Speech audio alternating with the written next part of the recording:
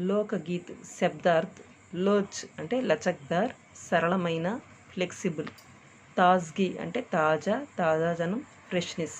శాస్త్రీయ అంటే పారంపరిక్, శాస్త్రీయమైన, క్లాసికల్. అవసర్ అంటే మౌకా, సందర్భము, అకేషన్. డోలక్ అంటే ఏ స్మాల్ డ్రమ్, చిన్న డోలు. జాజ్ అంటే వాదక్ యంత్ర, సిస్ట్రమ్, చేతి తాళం. కర్తాల్ అంటే తాలియా, క్లాప్స్, చప్పట్లు. బాసురి అంటే మురళి, ఫ్లూట్, వేణువు. గావ్ అంటే దేహాత్, గ్రామము, విలేజ్. కోరి అంటే సాదా, ప్లెయిన్, సామాన్యమైన. రోజ్ మర్రా అంటే దైనిక్, డైలీ, రోజువారీ. బకాన్ అంటే ప్రశంస, అభినందన, అప్రిసియేషన్. జౌనార్ అంటే షాదీకి ఏక్ రస్మ్, వివాహపు ఒక తంతు, ఫీస్ట్. ఫస్ట్ క్వశ్చన్, లోకగీత్ కే బారే మే ఆప్ క్యా జాన్తే హై? అంటే జానపద గీతాల గురించి మీకు ఏమి తెలుసు? జవాబు, లోకగీత్ సీదే జనతాకే సంగీత్ హై. ఈ జానపద గీతాలు అనేవి ప్రజల సంగీతం. ఏ ఘర్, గావ్ ఔర్ నగర్ కే జనతాకే గీత్ హై. ఇది కుటుంబము, గ్రామము మరియు పట్టణానికి చెందిన గీతాలు. ఇస్కే లియే సాధనాకి జరూరత్ నహీ హోతీ. దీనికోసం ప్రత్యేకంగా సాధన చేయాల్సిన అవసరం లేదు. त्योहारों और విశేష అవసరం పర్ ఏ గాయే జాతే హై. పండగలు మరియు ఏదైనా విశేష సందర్భాలలో ఈ పాటలు పాడబడతాయి. ఏ గీత్ రచనే వాలే భీ అధికతర్ గావ్ కే లోగ్ హీ హై. ఈ గీతాలు రచించే వాళ్ళు కూడా ఎక్కువ మంది గ్రామానికి చెందిన వాళ్ళే అయి ఉంటారు. ఏ గీత్ బాజోం కి మదద్ కే బినా హీ సాధారణ ఢోలక్, జాజ్, కర్తాల్, బాసురి ఆదికి మదద్ సే గాయే జాతే హై. ఈ గీతాలు వాయిద్యాల సహకారం లేకుండానే సాధారణమైనటువంటి డోలక్ అంటే చిన్న డోలు, జాజ్ అంటే చేతి తాళం, కర్తాల్ అంటే చప్పట్లు, బాసురి అంటే మురళి, వేణువు మొదలైన వాటి సహాయంతో ఇవి పాడబడతాయి ఈ జానపద గీతాలు. లోకగీత్ ఔర్ సంగీత్ కా క్యా సంబంధ హై? ఈ జానపద గీతాలకి మరియు సంగీతానికి ఉండేటటువంటి సంబంధం ఏమిటి? జవాబు, హమారీ సంస్కృతి మే లోకగీత్ ఔర్ సంగీత్ కా అటూట్ సంబంధ హై. మన సంస్కృతిలో జానపద గీతాలకి మరియు సంగీతానికి విడదీయరాని సంబంధం ఉంది. గీత్ సంగీత్ కే బినా హమారా మన్ నీరస్ హో జాతా హై. ఈ గీతాలు సంగీతాలు లేకుండా మన మనస్సు నీరసించిపోతుంది లేకపోతే, ఈ గీతాలు సంగీతాలు లేకపోతే. మనోరంజన్ కి దునియా మే భీ గీత్ సంగీత్ కా భీ మహత్వపూర్ణ స్థాన్ హై. ఈ మనసుకు ఉల్లాసాన్ని కలిగించే ఈ ప్రపంచంలో ఈ గీతాలు సంగీతాలకి మంచి విలువైన స్థానం ఉంది. పహాడీ కిసే కహా జాతా హై? పహాడీ అని ఎవరిని అంటారు? పహాడీ క్షేత్రం మే రహనే వాలే పిछड़े జాతియోं को పహాడీ కహా జాతా హై. అంటే కొండ ప్రాంతాల్లో నివసించే వారిని పహాడీలు అని అంటారు. ఇన్కే అపనే అపనే గీత్ హై. వారికి తమ తమ గీతాలు అనేవి ఉంటాయి. गढ़वाल, किन्नौर, कागड़ा आदि के अपने अपने गीत और उन्हें गाने की अपनी अपनी विधियाँ है. గద్వాల్, కిన్నౌర్, కాగడ మొదలైన వాటికి గీతాలు తమ తమ గీతాలు ఉంటాయి మరియు వాటిని పాడే విధానాలు కూడా ఉంటాయి వారికి ప్రత్యేకంగా. ఉన్కా అలగ్ నామ్ హీ పహాడీ హై. వారికి మారుపేరే ఈ పహాడీలు. వారినే పహాడీలు అని అంటారు. फोर्थ क्वेश्चन, वास्तविक लोकगीत कैसे होते हैं? అసలైన జానపద గీతాలు ఎలా ఉంటాయి? జవాబు, వాస్తవిక్ లోకగీత్ దేశ్ కే గావోం ఔర్ దేహాతో మే హై. అంటే అసలైన జానపద గీతాలు దేశంలోని గ్రామాల్లో మరియు గ్రామీణ ప్రాంతాల్లో ఉంటాయి. ఇన్కా సంబంధ్ దేహాత్ కి జనతా సే హై. వీటికి సంబంధము గ్రామీణ ప్రాంత ప్రజలతోనే ఎక్కువగా ఉంటాయి. ఇన్మే బడీ జాన్ హై. దీనిలో చాలా ఈ పాటల్లో అనమాట చాలా గొప్ప ప్రాణం అనేది ఉంటుంది.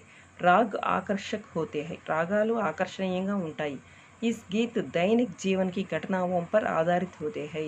ఈ పాటలన్నిటి కూడా రోజువారీ జీవితంలో జరిగే ఘటనల నుంచి తీసుకుంటారు. ఈ పాటలన్నింటినీ రోజువారీ ఘటనల నుంచి తీసుకుంటారు.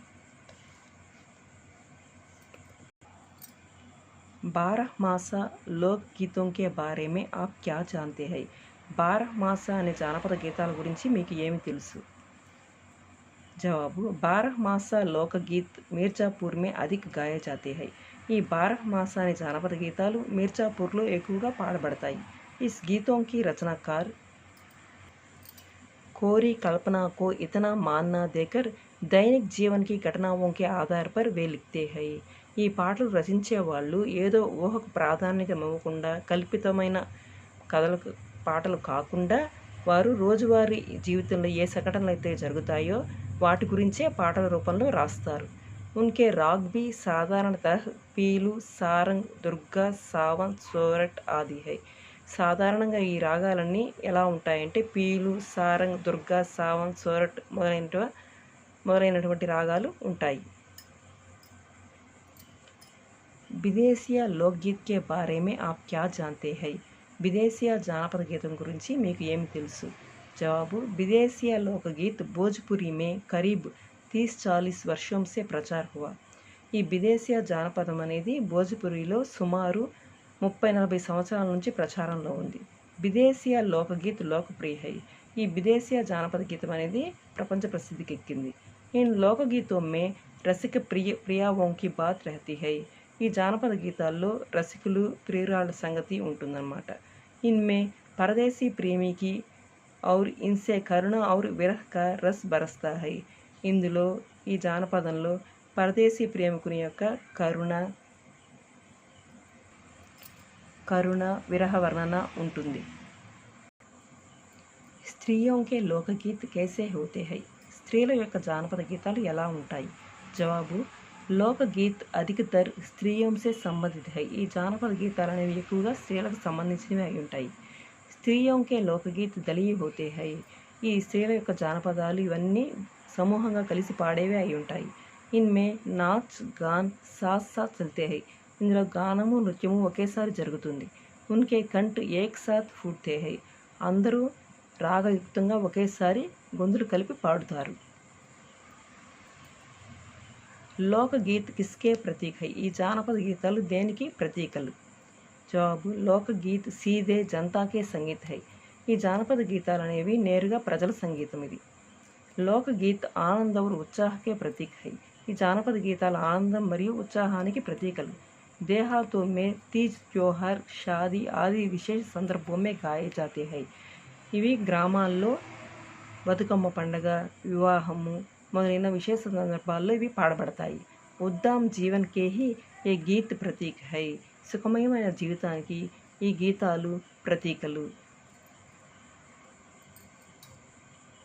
లోకగీత్ గ్రామీణ జనతా కా మనోరంజక సాధన హై కైసే. ఈ జానపదాలు గ్రామీణ ప్రజల యొక్క మనసుకు ఉల్లాసాన్ని కలిగించే సాధనాలు. అది ఎలాగా? జవాబు, లోకగీత్ గ్రామీణ జనతాకే లియే మనోరంజక సాధన హై. ఈ జానపదాలు అనేవి గ్రామీణ ప్రజలకి మనోరంజక సాధనాలు. క్యోంకి త్యోహారోం ఔర్ విశేష అవసరం పర్ ఏ గీత్ గాయే జాతే హై.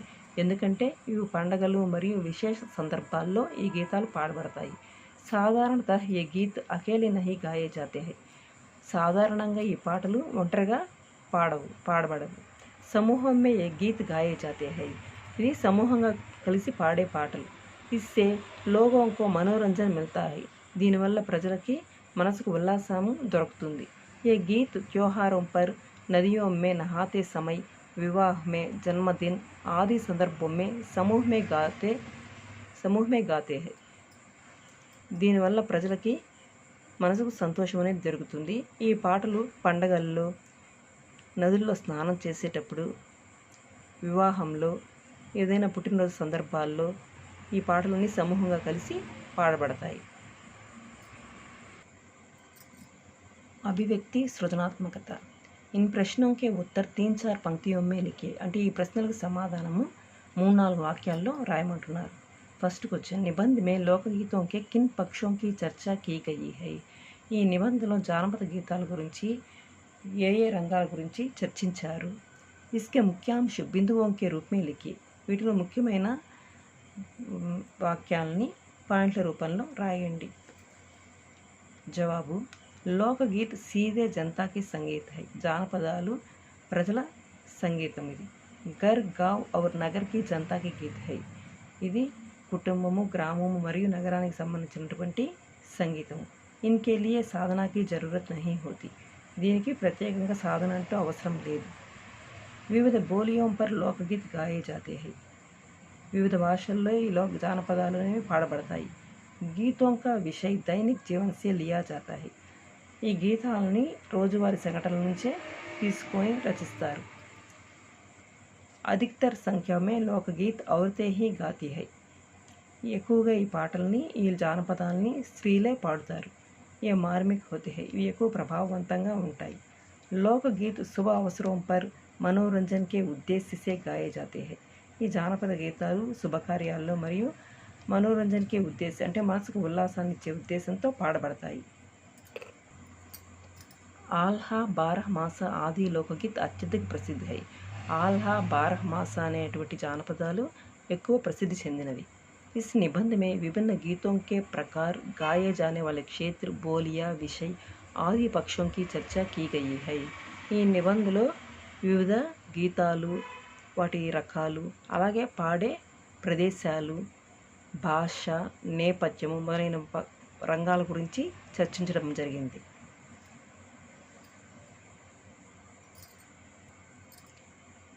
सेकंड क्वेश्चन, जैसे जैसे शहर फैल रहे हैं और गांव सिकुड़ रहे हैं, लोकगीतों पर उनका क्या प्रभाव पड़ रहा है.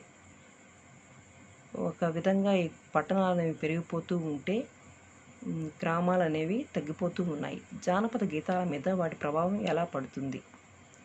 జవాబు, నగరీకరణ के कारण शहर फैल रहे हैं और गांव सिकुड़ रहे हैं.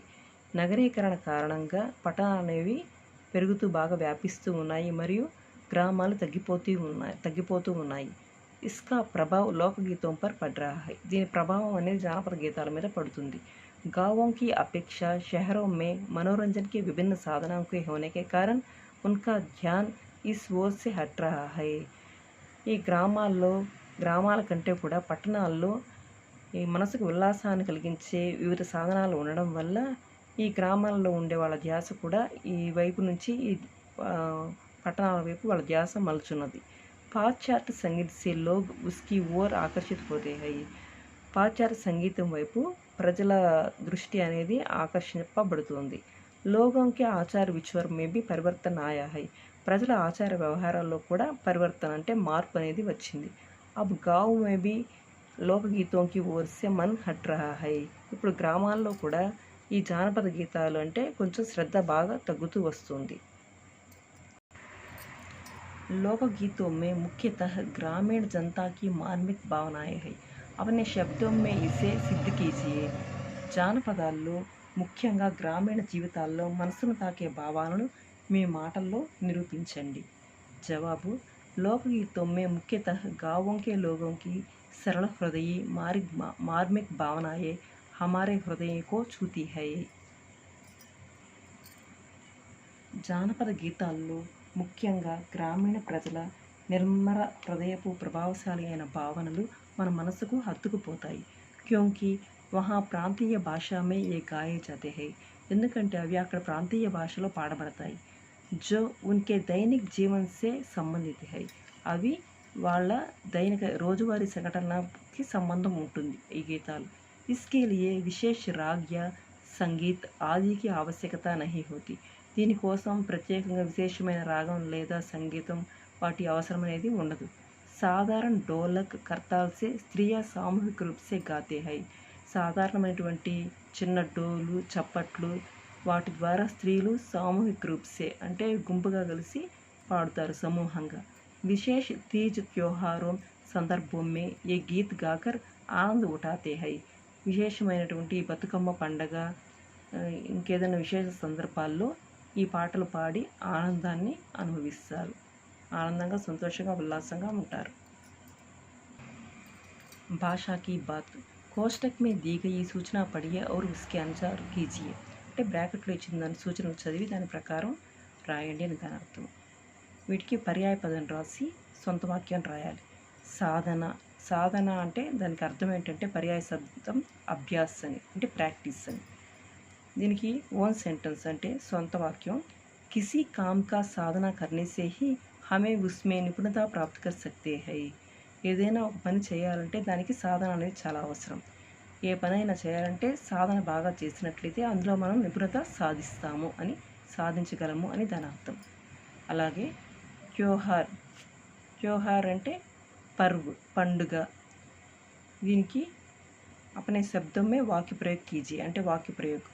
त्योहार के समय सभी लोग बहुत खुश होते हैं. అంటే అంటే పండగ సమయంలో అందరు ప్రజలు చాలా సంతోషంగా ఉంటారు. నెక్స్ట్ దేహాత్. దేహాత్ అంటే గ్రామము. ఇక్కడ దేహాత్ కే లోగోं को भी सभी सुविधाएं मिल रहे हैं. ఇప్పుడు గ్రామాల్లో ఉండే ప్రజలకు కూడా అన్ని సౌకర్యాలు లభిస్తున్నాయి అని దాని అర్థం. सजीव, परदेसी, శాస్త్రీయ. एक एक शब्द का विलोम शब्द लिखिए, वाक्य प्रयोग कीजिए. ఈ పదాలకి ఒక్కొక్క దానికి విలోమ శబ్ద్ అంటే ఆపోజిట్ వర్డ్స్ వ్యతిరేక పదాలు రాసి దాన్ని ఓన్ సెంటెన్సెస్ అంటే వాక్య ప్రయోగం చేయమంటున్నారు. సజీవ్. సజీవ్ అంటే దానికి వ్యతిరేక పదం నిర్జీవ్. మేజ్, పత్తర్, కుర్సీ నిర్జీవ్ ప్రాణియా హై. అంటే మేజా, పత్తర్ అంటే రాయి, కుర్సీ ఇవన్నీ నిర్జీవ్ ప్రాణియా హై అంటే ప్రాణం లేనివి. నిర్జీవ్ అంటే ప్రాణం లేనివి. నెక్స్ట్ పరదేశీ. పరదేశీ అంటే పరదేశంలో నివసించే వాళ్ళని. స్వదేశీ అంటే స్వదేశంలో నివసించేవారు.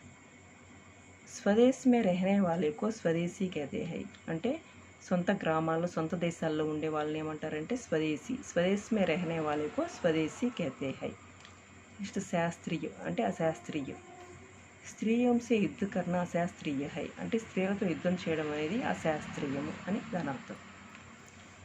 వచన్ బదల్కర్ వాక్య ఫిర్సే లిఖియే అంటే వచనం మార్చి దాంతో వాక్యం రాయమంటున్నారు. యహ్ ఆదివాసీ కా సంగీత్ హై. యహ్ ఆదివాసీ. ఆదివాసీకి వచనం మారితే ఏమవుతుందంటే ఆదివాసియోం. यह आदिवासियों का संगीत है. सूचना पढ़िए, उसके अनुसार कीजिए. लोकगीत, लोकतंत्र. इस तरह लोक शब्द के साथ बने दो शब्द लिखिए. ఇప్పుడు ఉదాహరణకు మనకి ఏమి ఇచ్చారంటే ఇక్కడ లోకగీత్, లోకతంత్రని ఇచ్చారు. అలాగే లోక్ అనే శబ్దం వచ్చేటట్టుగా ముందు వైపు రెండు శబ్దాలు రాయమంటున్నారు. రెండు పదాలు రాయమంటున్నారు. जवाब लोक सभा, लोक बंधु, लोक नायक. गायक, कवि, लेखक. एक एक शब्द का लिंग बदलिए, वाक्य प्रयोग कीजिए. गायक, कवि, लेखक వీటికి జెండర్స్ మార్చాలి.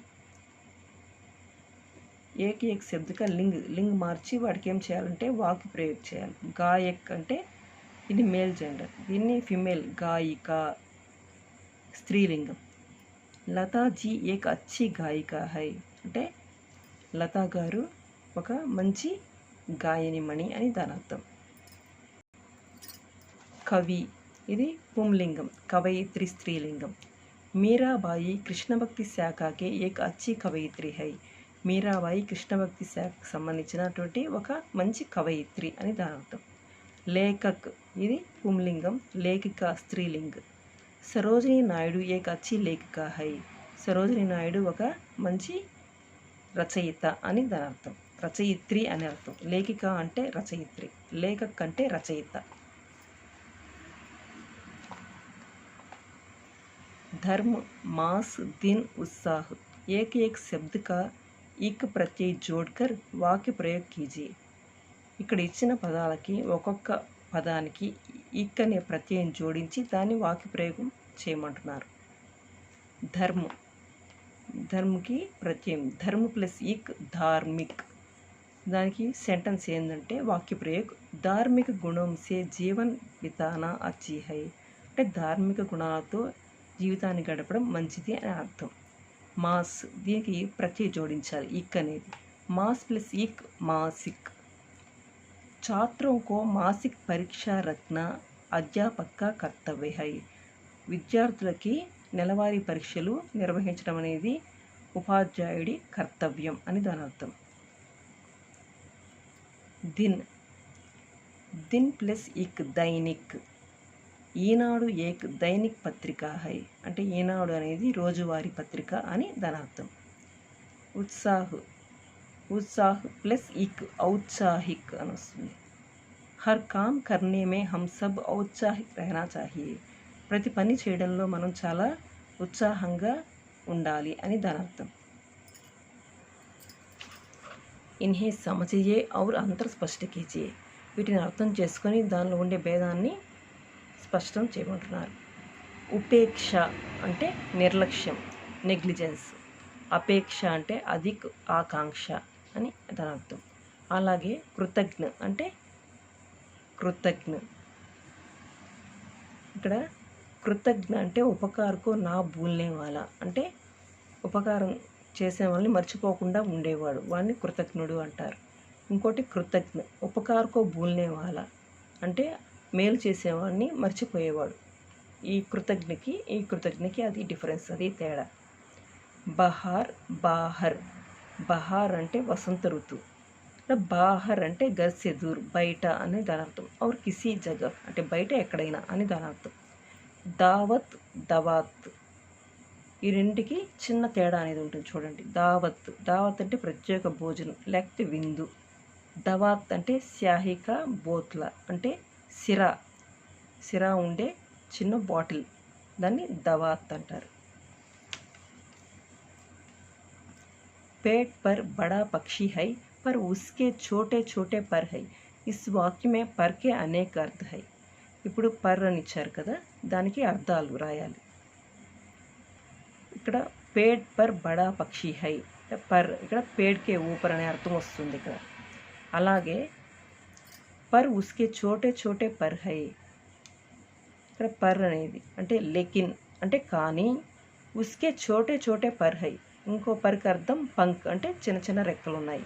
అంటే చెట్టు మీద ఒక పెద్ద పక్షి ఉంది కానీ దానికి చిన్న చిన్న రెక్కలు ఉన్నవి.